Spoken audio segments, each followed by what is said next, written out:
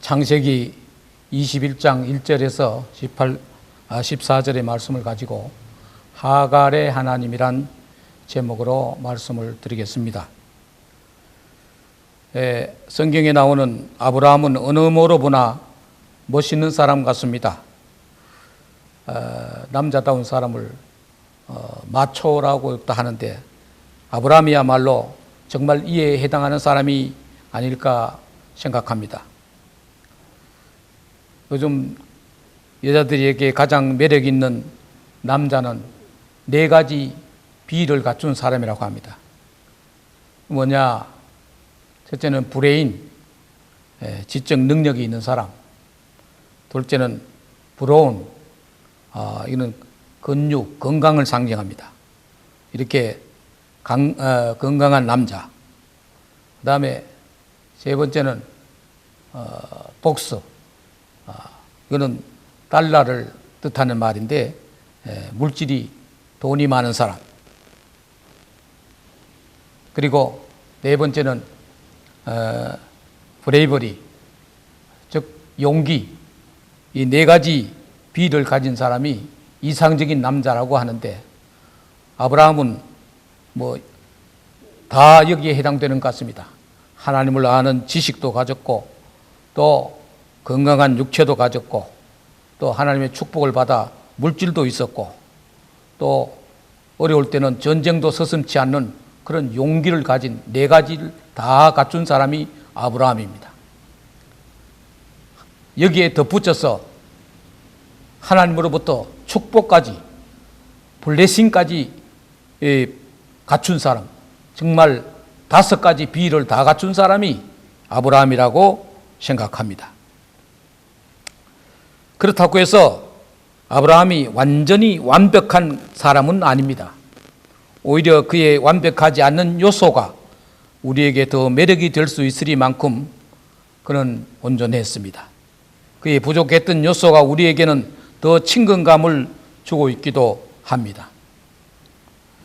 먼저 아브라함에게 있어서 오게티라고 할 수 있는 그의 부족한 점들을 우리가 생각해 보겠습니다. 물론 그는 하나님의 약속을 믿고 살았습니다.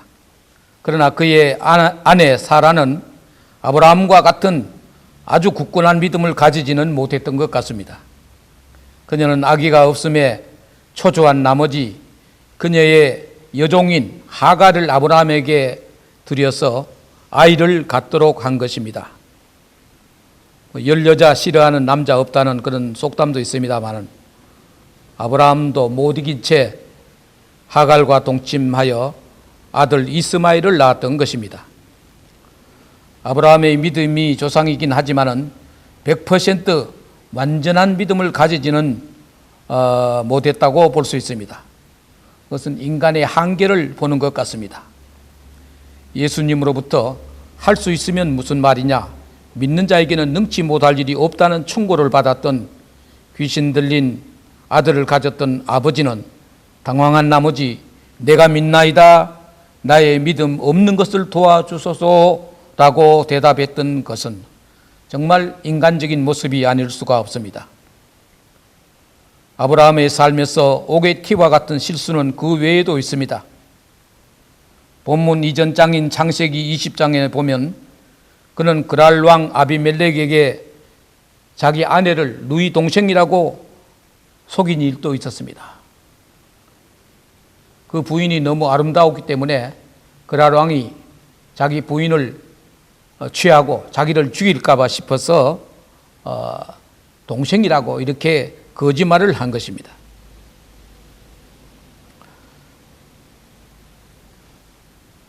물론 하나님이 개입하셔서 나중에 무슨 일이 잘 해결이 되긴 했습니다만은 아브라함은 때로는 이렇게 두려워하기도 하고 무서워하기도 했던 것을 보게 되는 것입니다.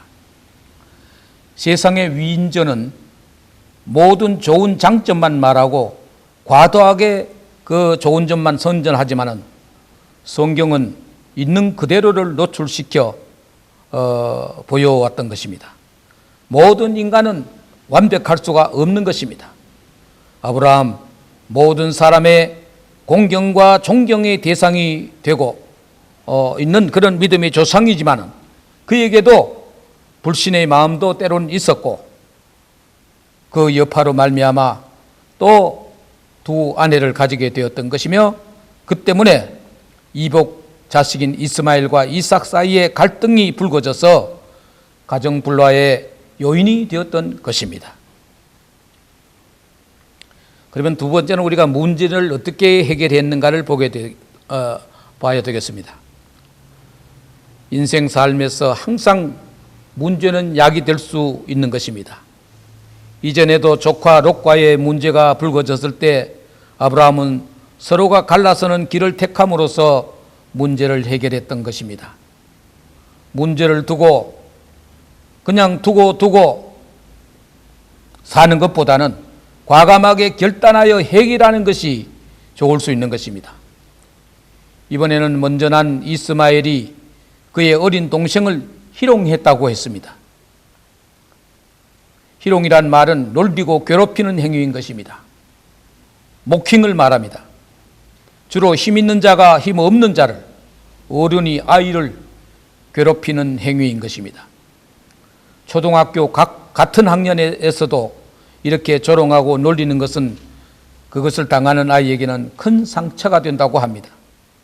이스마엘은 이삭보다 15살이나 더 많은데 그 큰 사람이 놀리고 괴롭히는 것은 상당히 문제가 될 수밖에 없었던 것입니다.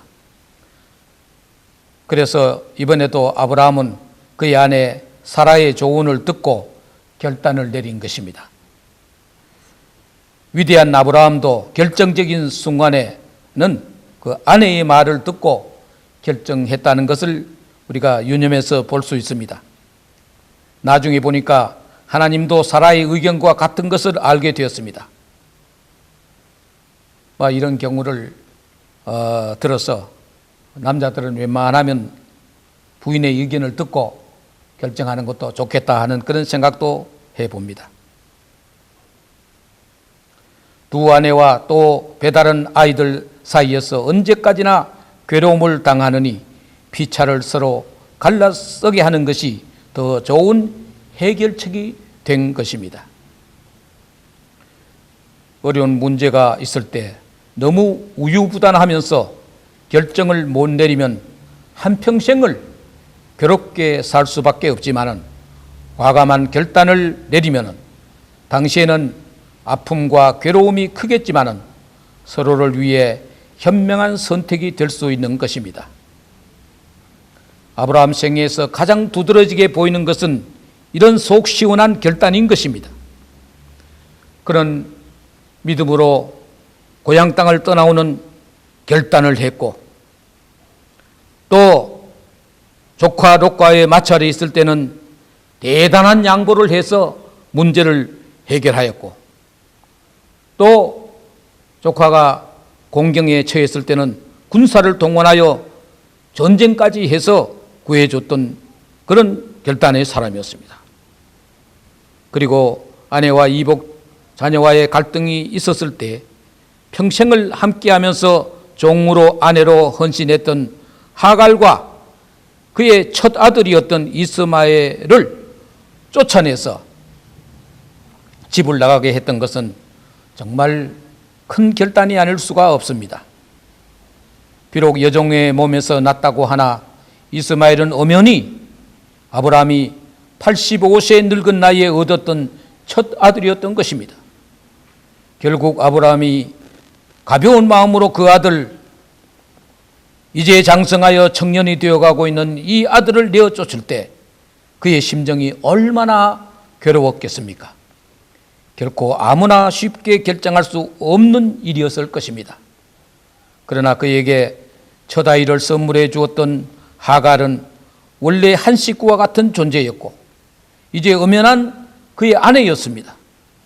아브라함은 가정평화를 위해 눈물을 머금고 그런 결단을 했습니다.